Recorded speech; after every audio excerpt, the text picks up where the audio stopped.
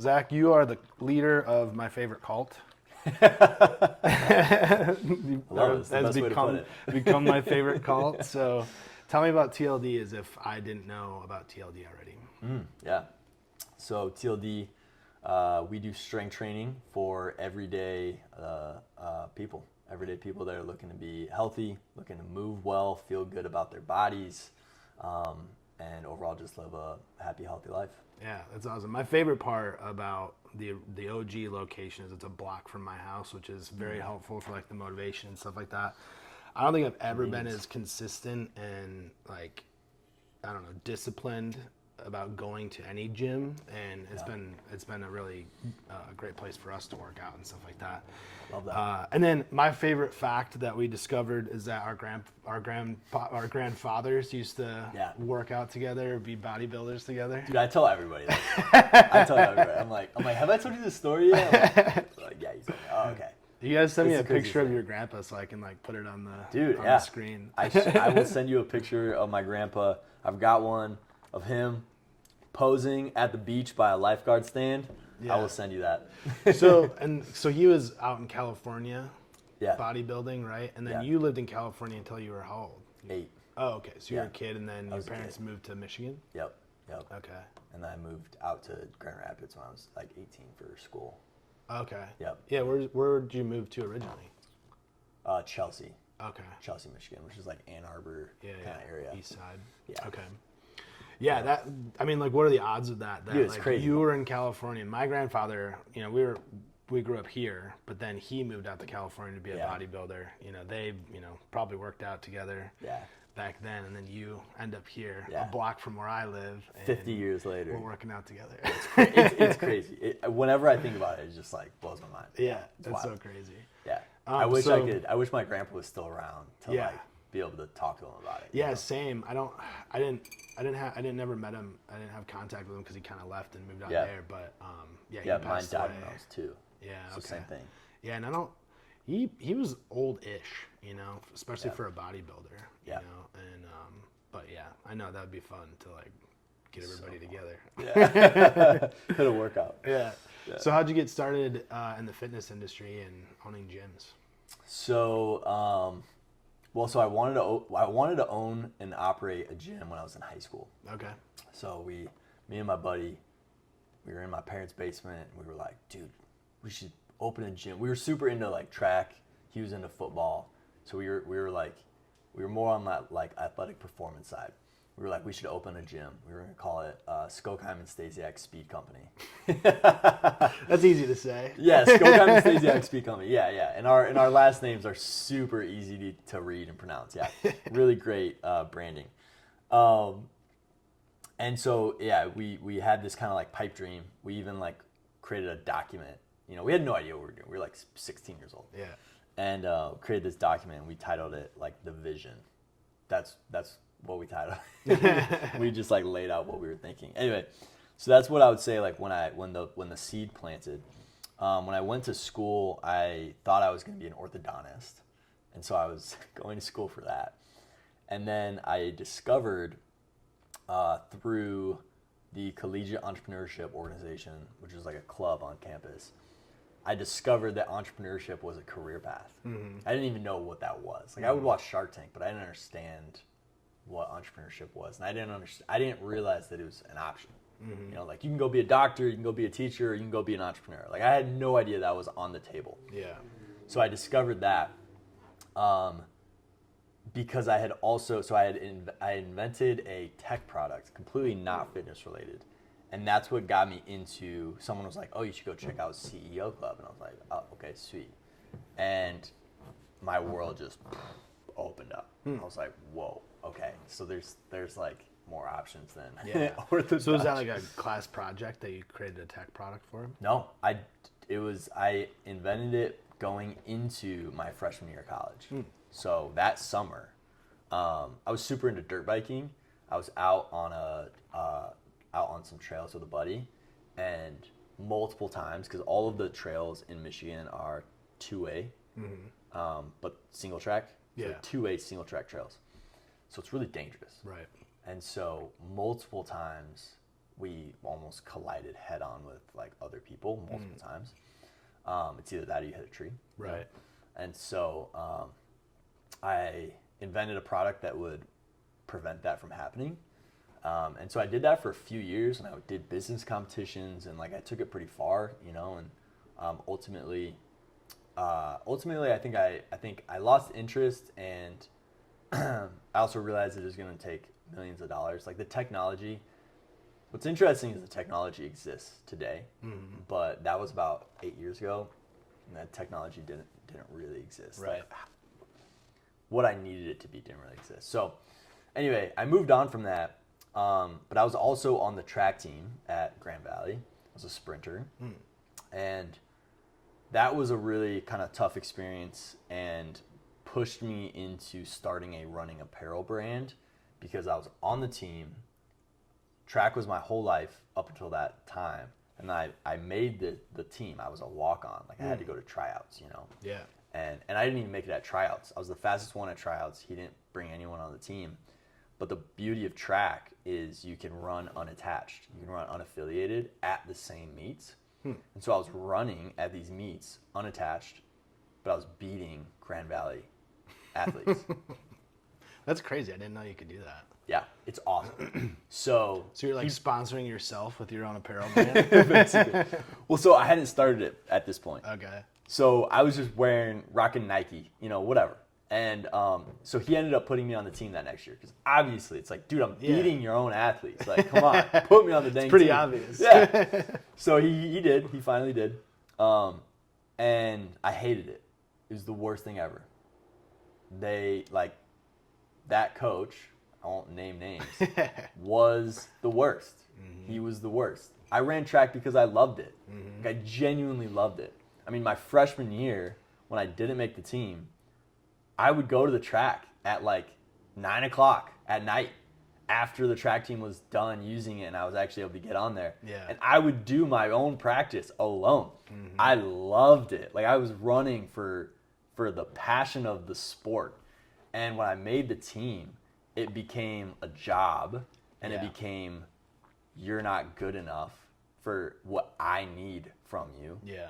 And I started slowly hating it. And I was like, this sucks. You know, I did all this work to make this team, and then here we are, you know, hating it. So anyway, so I decided to quit, and I also decided I'm not done in the running space.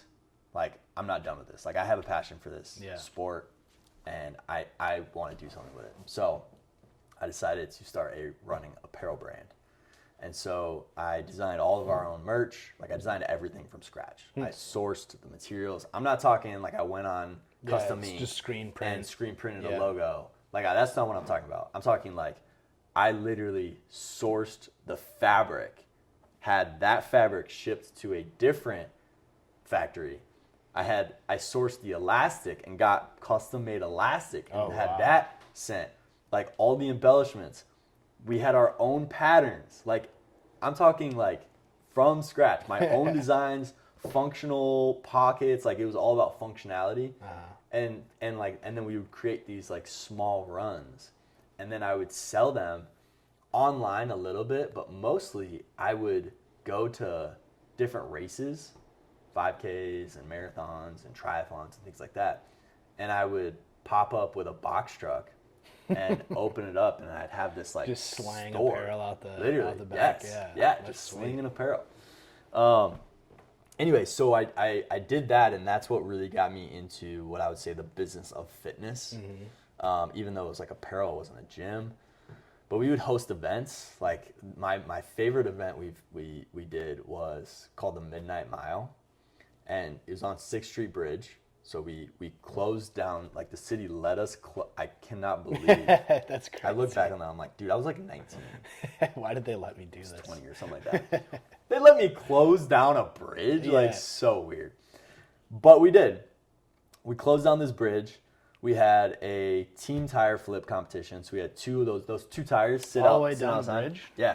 So you'd flip them all the way down the bridge in a race, you know. We had a bridge sprint. So it was about, I think it was like a 180 meter sprint, whatever. And then at midnight, we had a mile race. So this is all at like night time. Right. It was so sick. And then in the parking lot we had like some vendors and like a party and like spike ball and stuff like that. Pull-up competition. Anyway, so that is what got me into the business of fitness, I would say. Mm-hmm. And then at some point we rented, and this is where we get the name the loading dock. So we rented the Harris Building's loading dock because it was like. So that was before this location? Yeah. Oh, wow. Yeah. This was before we had this spot. Yeah. So we rented the Harris Building. In the Harris Building, we rented their loading dock. It's like a functional loading dock, but it's like back alley, graffiti on the walls, like, cement, concrete walls, like really sweet. Yeah. And so we rented it out to do a photo video shoot for the apparel brand. Oh, gotcha. So we rented it out, and then we had like athletes, and we had models, and we had photo, video team, and it was like a whole production. It was really fun. And during that, I kind of like stood back because I didn't really have a role. Like I was just hanging out, and I stood back and I was like, this is really sweet. Like we had like equipment, we brought in like equipment, like dumbbells and stuff like that. Actually looked like they were working out. Yeah, we basically were just like, all right guys, like work out, and we'll shoot, right? And I stood back and I was just like, dang, this is really sweet. Like it brought me back to that like seed of a dream in high school. And probably when you were training to do the running that you were doing, right? Yeah. Because that sounds like what you were most excited about was like the training around what you were trying to accomplish. 100%. Not necessarily, living up to somebody else's expectations that weren't your own, but right. Yeah. So I decided to email the Harris Building, and I was like, hey. So I had this like spark. I was like, oh, I'm gonna put a personal training studio in this space. So I emailed them, and I remember it was maybe a Thursday the day that I emailed him, and he didn't get back to me until that following Tuesday. By the time he got back to me, I had a 14-page business plan written up. That's how excited I was. Yeah. Because I was like, I'm doing this. Bang it I'm out. doing this. Right. We're doing it's this. It's easy when you are passionate about it, right? So passionate. And he got back to me and he was like, it's like a functional loading dock. Like we have to use it for events. So no, you can't lease our loading dock. And I was like, dang. But that then led me to basically call up every commercial real estate agent in town and be like, hey, this is the type of space I'm looking for. Like, show me what you have. And eventually we found our OG location and we signed the lease. Well, actually, COVID is in the middle of that, but we signed the lease. Yeah, when was that? So as of before COVID? It was July of 2020. So it was after the first wave, but before the second wave. Mm-hmm. Yeah. Hell of a time to start a gym. Hell of a time. Did it get shut down, or were you able to actually function? So we had a lot of renovations to do, and so we were basically just one-on-one. We never got shut down. Right. Yeah. Yeah, that's cool. People thought I was crazy for opening a gym during COVID, and I was like, it's either a really bad idea or it's a really good idea. And we'll see. We'll have to see. But hey, we're here 5 years later. So. Right. What were you doing before you did the first gym location? So I was doing the apparel brand. Okay. And I worked at Carbon Stories. Oh, that's right. Yeah.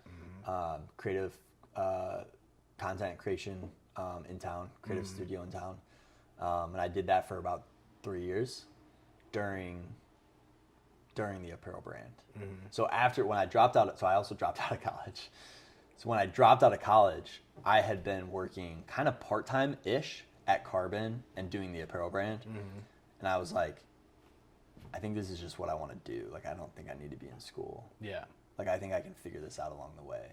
Because I think I'm going to have to do that anyway. So was that moment you were doing that shoot for the apparel brand, would you say that was kind of your jump off point where you're like, this is what I'm going to do? And then you just went for it, full force? Yes, to open the first gym, yes. Mm-hmm. That was the jumping off point. I don't think at that time the apparel business was my long-term vision. Mm-hmm. for like what I wanted to do with my career and life and stuff.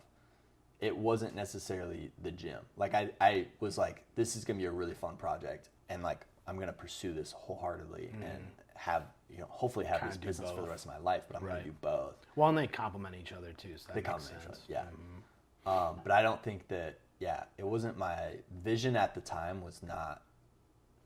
I want to open 100 locations. Like that was not the vision. It was, I'm going to grow this apparel brand into the next Gymshark or something. Right. So, so yeah.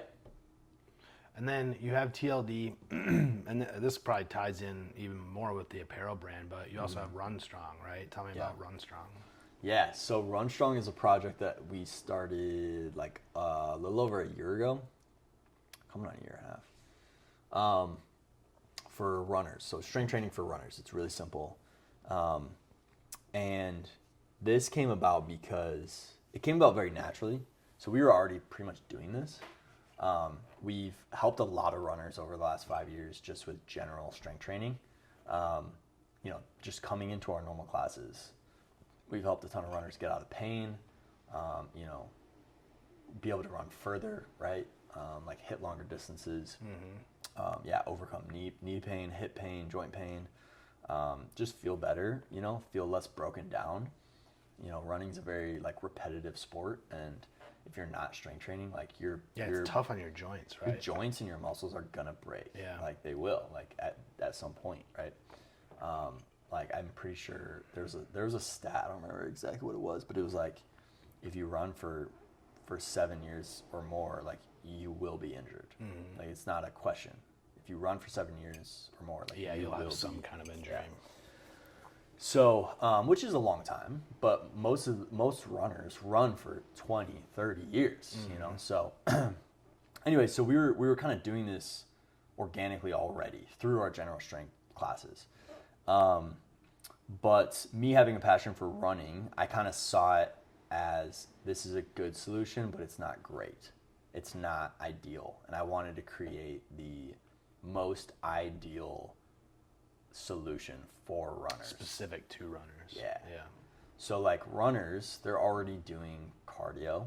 They don't need to come in and do a finisher. Right. Like Yeah, they they're don't already need to blow themselves disciplined. out. Yeah.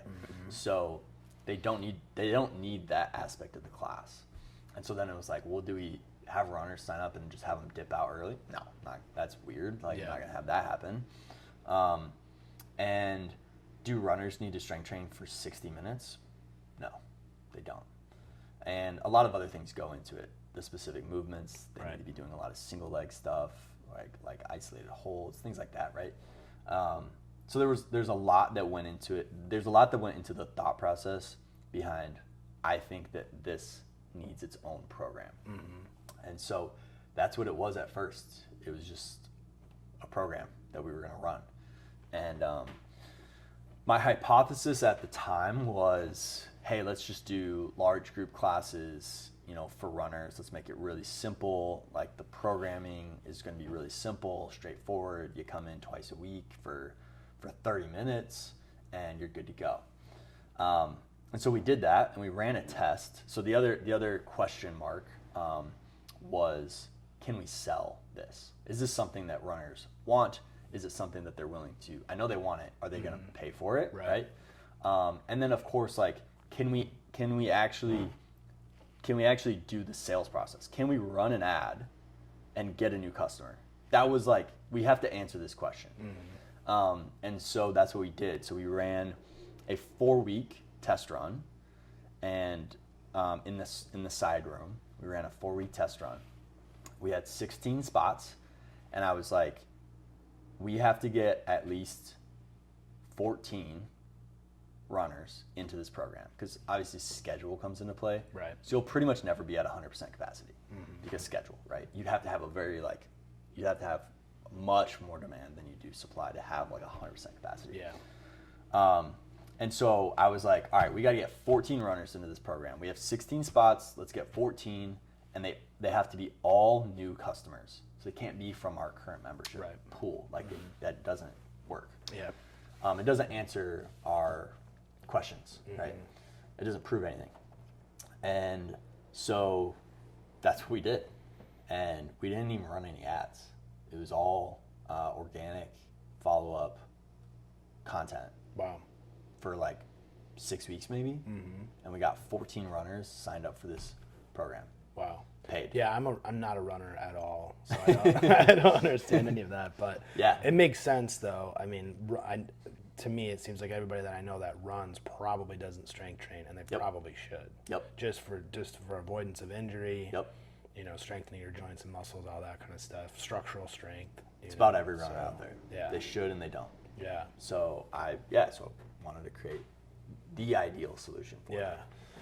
I love how you talk about competition with other gyms and really not competing with other gyms because you have so many other things to compete with. Like, what was your spiel on that? You're like, I have to compete with the couch, Netflix, and McDonald's. Yeah, that's right, and McDonald's.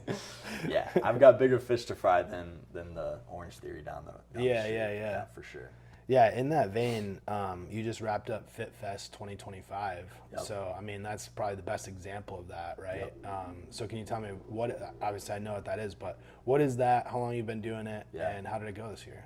Yeah, good question. Yeah, so Fit Fest is a really fun project. It basically ties in the fitness community as one, you know. We have, 30 plus gyms in our area, and I wanted to bring them all together. And so that's what we do with Fit Fest. We bring all the gyms in the city together under kind of like one roof, I guess. Yeah, how many like gyms and studios did you have this year? We had like what? A little less than 30. Okay. A little less than 30. Which is a little concerning because 3 years ago when we did Fit Fest, we had 50. Wow. Yeah. So that many gyms have closed down. Because they closed?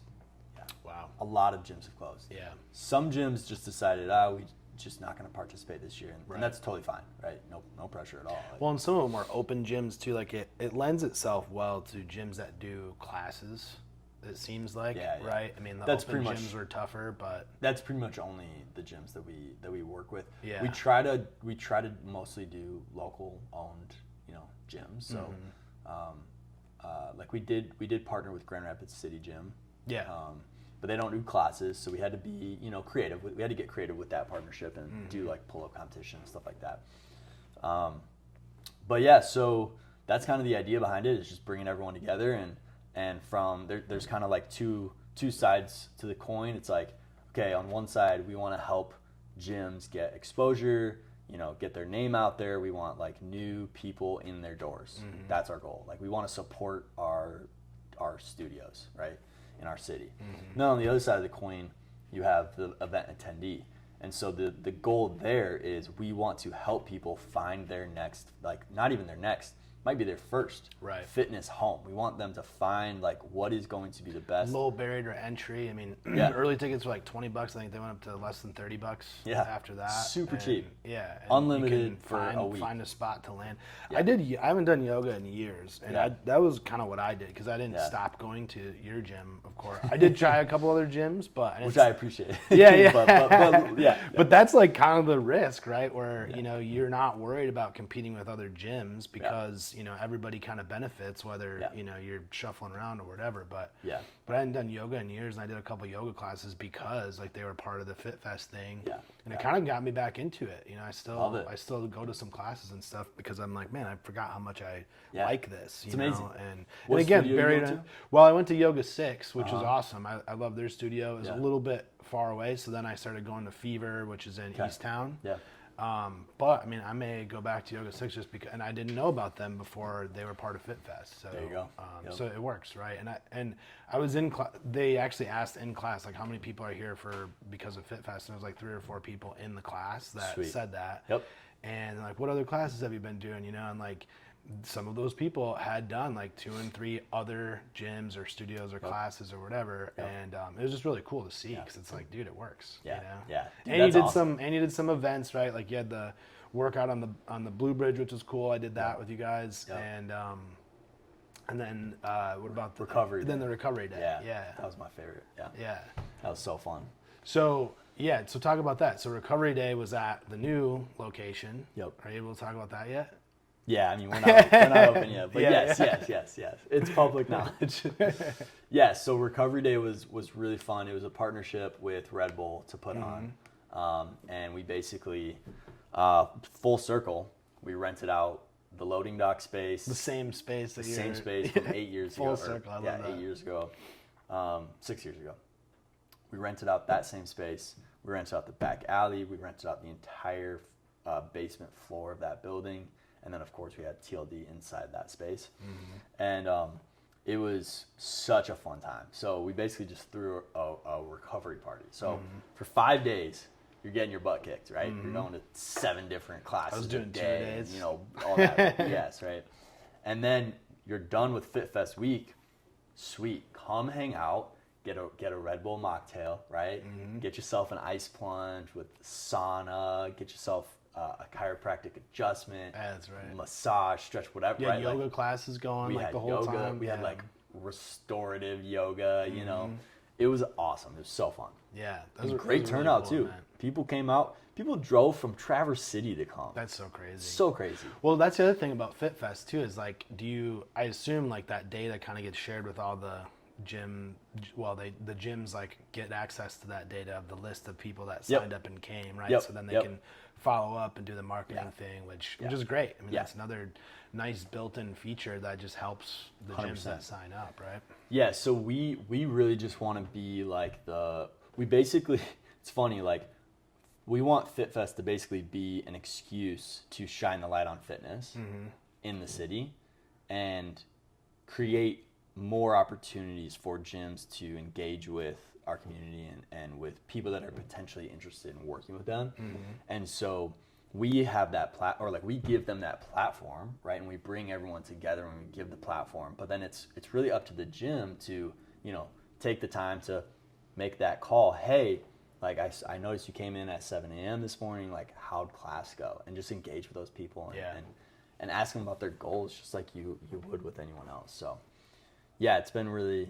I think it was a successful year. You know, we haven't done it in a while, and I have a business partner as well, and this was her first time with it, and so I think for the first year, I think it went really well, and there's a lot that we want to make better. Yeah. So we'll keep on keeping on. Excuse me. You were talking about that, the follow up and retention. I think we were talking before. Like I noticed it in my classes. Like it's the same people in all of my classes. I mean, I think you have like crazy retention, right? I mean, people love coming to the gym and the format and all that, right? Like, talk about that, like your retention rates. Retention is an interesting metric because it's probably the most important. It's tough to say, but I would say that retention is probably your North Star metric to track within your business for a lot of reasons. The most important thing is that if people come consistently, then they'll actually get the results, right? Yeah. And I think that is what we, as an industry, I think we've done a poor job in actually delivering results for people instead of just like, hey, here's a workout. It's like, no, I actually want you to like accomplish X, Y, and Z. The things that you want to accomplish, I want to help you do that. So I mean, it's been so commoditized, right? I mean, probably the worst example is, I call it Pizza Planet. But Planet Fitness, where, you know, there's no, I mean, I think they have trainers. I'm not shitting on Pizza Planet, by the way. I used to have a membership there. Yeah, me too. It's inexpensive, so it's a place that you can go work out. But and I think they have trainers on staff and they have some resources and stuff like that. But it's not to the level of, you know, what you guys are doing, right? And don't you do follow-up calls if someone hasn't checked in a while or whatever? Like, I think that's every Wednesday we run a report, and if you haven't been in since the last Wednesday, we call you. Yeah. That's kind of nice. I mean, that's what people want, really. People even if they it, don't know, they want that. Yeah, most people would be like, no, that's annoying. Yeah. Right? But like, then, why are they calling me? Yeah, but then we call them and we're like, hey, how are you? Like, we're not like, yo, get your butt. Like, we're like, how are you doing? Yeah, like, we genuinely care. We haven't seen you in 7 days. Like, what the heck, you know? Like, are you okay? Like, do you need a pep talk, right? Do you need help? Are you struggling with your nutrition or your sleep, or like, because it's different for everyone, right?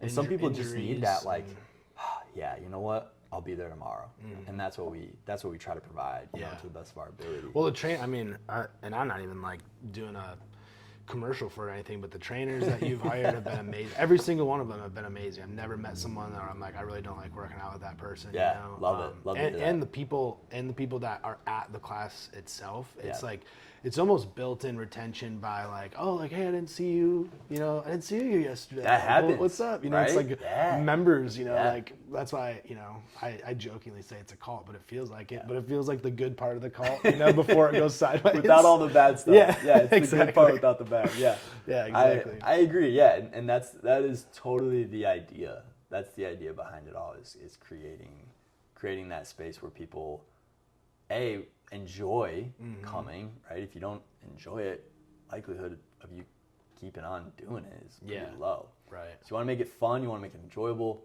you want to make it convenient, right? Convenience is a huge thing. We're down the street. Yeah. Right? So for you That's and huge Parrish, for me. like that's huge. Yeah. Right? Now, unfortunately, we can't be that for everyone. Right. So like I encourage people to find the solution that's going to be the most convenient and best option for them. Right. So anyway, yeah, I just think But you're getting closer to other people, right? So do you have a target time frame when you're opening the downtown location? yeah, hopefully October, Coming up soon. Coming yeah, up I mean, soon. finishing touches. I was in there for Fit Fest. I mean, you're making, leaps and bounds. I mean, it looks, it's ready. I mean, obviously you got coming to do together the for sure. final touches and all that, but Yeah, it's coming together. It's been a longer road than we expected. But there was, the building's over 100 years old. Yeah. So it's like, there's a ton of work to we're ask. sitting in a building that's over 100 years old, so Let's I go. hear that. So you know, Oh, yeah. Oh, you yeah. know the Plenty odds of and ends. building Yeah. renovations. So. And then you got So, yeah. another location coming down the pipe? We do. That'll probably open the same time as downtown. Really? Yeah. Wow. Because that one is a lot more ready to go. Yeah. It's a white box. We're coming in and replacing some ceiling tiles. Yeah, and and some it's lights probably and a stuff. newer building and easier plug and play type of Easier stuff. plug and play. Mhm. Yeah, which is nice. It's nice to not be so, like I want to run gyms. I don't want to run construction projects. Exactly. So it's nice to be able to just come in and be like, yep, sweet. We'll just like clean it up a bit and replace some of these lights and Yeah. fans and things like that. Yeah, But that's what you want. other than that, like calling it good and opening it up and helping people win. So Yeah. What's been the most challenging part of being an entrepreneur and opening gyms and running your businesses? most challenging. It's probably harder to pick one. Yeah. I'll say two things. One is more general entrepreneurship, and one is more gym specific. Yeah, sure. I'll start with the gym specific one. So gym specific, it's the hardest thing about running a gym is getting new customers. It's getting new members, because fitness is one of the hardest things to sell. So you're sitting down with someone and you're like, hey, you got to wake up when you don't want to. Hey, you got to eat food that you don't want to eat. Mm-hmm. You got to sleep when you don't want to sleep. You got to take care of yourself, right? You have to do all this effort. Oh, and by the way, it's going to hurt, right? You're going to come in, we're going to put you through stuff that doesn't feel good. It's going to be uncomfortable. You're going to be tired, you're going to be sore, you're going to be limping down the stairs for a few weeks when you first start. And then, by the way, you have to pay for it. So Just when you think you're getting to the goodness. Exactly. Nope, more bad news. yeah, nope, and you have to pay for it, right? So it's a difficult thing to sell, logically, right? So typically when you sell something, you're making someone's life easier, or you're doing something quicker, or whatever, right? And unfortunately, it's not the case with fitness. You're putting people through pain, and then you're also charging them for it. Yeah. So getting that person to take the leap can be difficult. What I have kind of beat myself up over the years is trying so hard to get people in the mindset that they have to be in to be successful when they start at a gym. And when I'm not able to do that, I beat myself up over it. And I'm like, man, like, what are we doing wrong? What am I doing wrong? What am I not giving them? Like, how am I not supporting them? Like, in what way, right? And it's really hard because you want them to win, right? Yeah. Like when we work with a new person, we sit down with them for an hour and we talk about everything. What they want to accomplish, what they want for themselves, what they've done in the past, what they haven't done in the past, what they have seen, what they haven't, like everything. We go through it all. And so by the end of it, you're like, man, I just want this person to win. Like, I want them to get these results that they want for themselves, right? And oftentimes, that person is unfortunately just not in the right mindset to accomplish those things. It takes a lot, as you know. Yeah, it starts with, and you starts with personally have gone like through the client anyway, right? It's like that spark. I mean, the spark has to come from you initially, but I mean, I think that's why your retention's so high, because it comes through. Like, you know, it comes through that you guys care, and you know, and it is what it is. Yeah, just anecdotally, I mean, most of my stuff was like, you know, depression, anxiety that, you know, I had never experienced before, and then, you know, I'm becoming obsessive, like Googling, how do I stop this from happening without taking drugs? You know, not that there's anything wrong with taking drugs if you need that, but it's like diet, exercise, meditation, mindfulness, all this stuff. I'm like, okay, well, I need to do all of this because I get, you know, like I just go over the top about things. Yeah. And I think that's why I was so consistent initially, because when I first started working out there, it was just because I wanted to look better. Sure. And then, you know, I had some stuff going on in my life where I was like freaking out, and it was a place to kind of go to just take out frustration. You know, like when you're doing that, you really can't think about anything else or focus on anything else. So that was my initial motivation. So how long did it take you to get to that second stage? So you came in because you wanted to look a certain way. How many months later? It was really, I mean, for me, it was really like the I guess, anxiety and stuff like that. Cause I never wanted to feel like that. I didn't realize that I've never really dealt with any anxiety until it actually happened. And then, And so that was, I mean, that's a hell of a motivator. Is like, I just, you know, I want to get my mind right kind of thing. Yeah. But there was a couple of things that I had picked up throughout, like in different parts of my life. I swapped the word motivation for discipline in my life, because motivation's like, you know, well, I just got to get motivated. I just have to feel like I want to go. And it's like, you're not going to feel like you always want to go. And so the difference between like motivation and discipline is doing, I think Mike Tyson is attributed with this quote, but it's like, you know, discipline is doing something that you hate like you love it. And I like that quote. You know, I wrestled in high school. It was very like macho, like, I think our quote on our sweatshirts was like, pain is weakness leaving the body. So we were like Hell Week was like, you run until someone pukes and then you can be done running. And it's like, you know, so that's still in me, but it's from high school, you know, and I realized too from going to the gym and becoming a disciplined person that I've never really been a disciplined person. Yep. You know, I'm disciplined when I'm passionate or motivated to do something, but again, it's like you're not always going to have motivation. So that was a key thing, is that I stopped giving myself the option. Yeah. And I heard on a podcast or something somewhere that, like, you know, you have to brush your teeth, you have to work out. Yeah. Like if you don't brush your teeth are going to fall out. If you don't work out, like you're going to have some kind of health problem down the road. You know, my dad had health problems, so I'm like looking at that like, man, I don't want to die at 65. Yeah. So, and that and functional strength. I like hiking, I like snowboarding, riding my bike, walking around. And so it's like, I want to have that structural functional strength. And that's really all I care about, you know? And so it actually stopped being about, you know, what I look like. And then I just want to get stronger, and I want to be able to do all the activities in my life that I want to do, like, for the rest of my life. So it kind of became a lifestyle choice, and I stopped giving myself the option. And then from there, it's just, how do I remove as many barriers as possible for me getting from my bed to the gym, and, you know, just having a stack of clothes that I'm going to wear, you know, that day sitting next to my bed or whatever. I mean, it sounds silly, but it really helps, because, you know, I'm always late because I wake up like 5 minutes before I'm supposed to be there. Yeah, you guys rolling. But, you know, I think 70 or 80% of the battle is just getting in there. Because once you're in there and you're like doing the warm up and you're like moving your body, you're like, all right, well, I'm already here. I might as well work hard. And so it's like, it really is. As long as I get there, I'll be fine. You know, it's not like I'm going to get there and half-ass it, you know, by that time. So.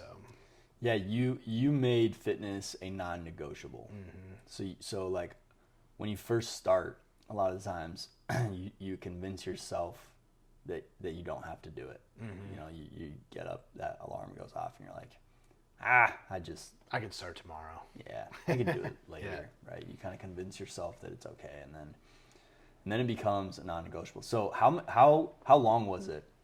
How long were you training at TLD before that switched over for you? Yeah, well, it was in November that, you know, kind of the mental health switch kind of went off.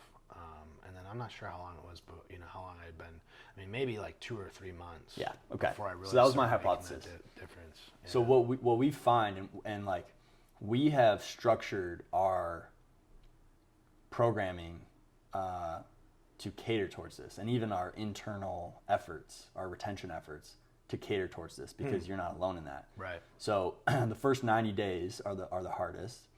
You have to get someone past that 90-day hump. If you can, they will stay for 2 years. Yeah. Right? Like, which is your goal. Don't you think it's a little bit of habit forming too, where it's like it takes probably, you know, scientifically less time, but maybe 2 months to like develop a new habit just by doing it. It's habit consistently building. For I 2, actually 3 think months. I think more importantly, it's the mindset shift. Yeah. So it's exactly what you went through. I want a 6-pack. I care about my mental health. Yeah. This is so much more impactful than the 6-pack is ever going to be. And that mindset And now I want both. What's that? And now I want both. And now you can get, well, the thing is that mindset shift is the thing that you actually need to get that 6-pack, right? Right? That's well so, said, yeah. So it goes hand in hand, but when you can make that shift, you can have so much more impact on someone's life. Yeah. Yeah. So we cater our retention efforts towards that. That's why we have a 30, 60, 90-day goal review with people. We try. Some people are like, I'm good. You know, Yeah. like, okay, fine. But we require a 90. Yeah, I did one. I you sat did down do with Mets. Yeah, and man. We did one, and it was funny too because I literally probably said exactly what we were just talking about. I was like, well, like, I want a 6-pack, and also like I'm just trying to stay consistent. You know, it actually. I was just saying this to somebody at the gym the other day, like, because he was asking someone else, you know, so you come every day? Like, who else comes every day? And he's like, well, I know Bradley does, and I was like, yeah, like after a while, it will feel weird if you don't. Yeah. Like it feels weirder if I don't. I didn't go in the morning yesterday because I had a meeting that I had to get to, and you know, if I go to a later class like at noon or 4:30 or 5:30, like it's just more time for me to come up with bitch ass excuses about why I'm not gonna go. And finally I'm like, nope, I'm doing it. And I went to the 5:30 class, but it was just, it's a little bit more challenging because you have more time to think about it. When I do it first thing in the morning, I don't have enough time to talk myself out of it. It's like, nope, we're going, so shut the fuck up. We're going, you know. Nothing ever comes up at 5 a.m. Right. So I have this thing. Yeah, and there's nobody's demanding your time. Like nobody's calling you at 5:30 to do anything or emailing you or whatever. So the next studio gyms that I open are probably they're going to be morning only facilities. It's a really interesting concept. Yeah. Because do you see that in your numbers? Like the 100%. evening classes are not as busy as the morning classes? It's not even that. It's so the, you know how you said you see the same people every day? Yeah. That doesn't happen as much in the evening classes. There's more turnover. Yeah. People are less consistent. Well, there's more time for you to talk yourself out of it. Well, the thing is at 5:30 p.m., your wife is texting you. Yeah. You're at your happy friends hour. are calling picking you. The kids up from Yo, let's grab a daycare. beer after work. Yeah. Like, things come up. I have to go grocery shopping. Well, I don't want to do that at 7 o'clock. Yeah. Right? Like, actually, it's a great day. I feel like going mountain biking today. Yeah. You should. Go mountain biking. Please. Go mountain biking. So, at 5 a.m., that's not going to happen, though. Right. Your friend's not going to wake up and be like, dude, you want to grab a beer right now? Like, it's 5 a.m. Also, don't be friends with that person. Also, don't. Yeah, if that happens, you might want to reconsider that friendship. Yes. So anyway, it's a really interesting concept. Yeah, sales pitch for that. Like, if my friend, you know, hits me up to do happy hour or like go to a networking event or something like that, I feel way better doing that having already worked out. I don't feel like I don't feel shitty because I'm like, well, I should go to the gym, but I really want to go do this thing or grab a drink with my friend. But if I worked out at 6 o'clock or whatever, like, okay, like I already worked out. You know, sometimes I forget that I worked out. Right, it gets later in the day, and I'm like, oh no, I already worked out. I don't have to do anything after work if I don't want to. So it's the prioritization is what it is. So it's like this is a requirement in my life, so I'm going to put it in the best slot possible. Yeah. To make sure that the likelihood of me doing it is as close to 100%. There's so many benefits for just doing it in the morning. Like you get your body moving, and I mean, there's countless benefits to doing that. So that makes sense. But so I also have this theory that now, scientifically, to get results, you do not have to train every day. 3 days a week is great. Yeah. Like we see that in data and the numbers and everything. But there's this theory that I have that training every day, or at least 5 days a week, right? Like you don't have to train on the weekends, is almost easier than training 3 days a week. Because when you wake up in the morning, you have to ask yourself, am I working out today? Yeah. And when you train every day, you don't have to ask yourself that question. 100%. It's not a question. You skip to the next question. What am I wearing today? And if you do what you do, where you put out your clothes, that's not the question either. Nope. It's, what's the question? There's no question. There's no question. So you don't have the opportunity to talk yourself out of it. Yeah. So I'm not advocating that everyone should be training every single day, but it's an interesting thought experiment. It gets easier, right? If you start with 2 days and then add a day. Yeah. And then add a day. Yeah. And then add a day. And you'll realize it's harder to not go than to go, you know? Yeah. I guess final thoughts. What kind of advice would you give someone that's thinking about starting a business, or doesn't have to be a gym business, but any business? Yeah, so I touched on the most challenging part about owning a gym. I haven't touched on the most challenging part about being an entrepreneur. Oh yeah. In my experience, and so I guess this would tie it together. Yeah, I don't know if this would necessarily be my advice for someone that's wanting to do it, but the most challenging part of being an entrepreneur that I've experienced is probably like this like time management and focus management. Is kind of what I would call it, that I've experienced and I've struggled with the entire time I've been an entrepreneur, I've been an entrepreneur for like 8 years now, so it's a decent amount of time. Yeah. And I've struggled with this the entire time. It's always the challenge for me. It's basically, right, like if you have a job, if you have a boss, you have an SOP, you're going to sit down at your desk and you're going to know what you have to do, right? Well, newsflash, when you're an entrepreneur, you don't have a boss. You are the boss. You gotta do both. And you have to make the SOP for yourself, which is hard. And then you also have to hold yourself accountable to following the SOP. And part of the problem is that necessarily the right SOP for the day or for that week or for that month or for this next focus or whatever? You have to make all those decisions. And so it's fun, but it can also be really challenging because oftentimes I will sit in my office or I'll get into the office and I'm like, what do I do right now? Like I have a thing I have a to-do list in my head. Yeah, I could do that. I could do that. I could do that. I could do that. I could work on that. I could work on that. I could work on that. I could build that, whatever. But like, what do I do right now? Yeah. This moment. Like it's 8 a.m., 9 a.m., whatever. I'm at my desk. I'm like logging in. I'm like, now what? Okay, I'm logged in. Now what? Yeah, exactly. So that's been fairly challenging for me to navigate. And I have found that hiring great people helps with that. Because then you can trust that aspect of the business is getting taken care of. And you get to write the SOP for that person. They go and do it, and then report back to you or whatever your process is.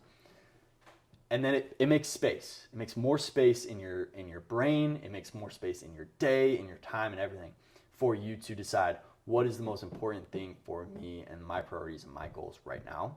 So that has been helpful.